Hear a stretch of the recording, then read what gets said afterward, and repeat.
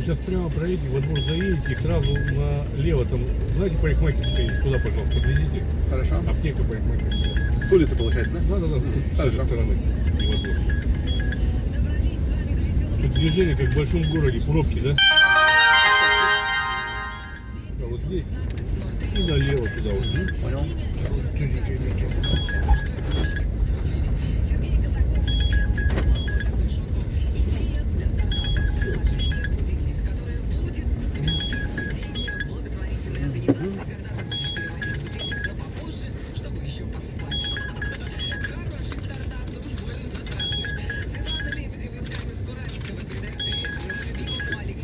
Все, спасибо большое. Спасибо. Всего доброго. И вам всего доброго. Спасибо.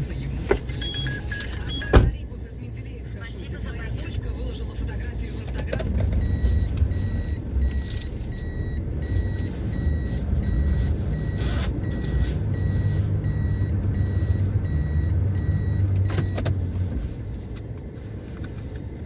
Дошли, да, мы с вами до того, когда общаемся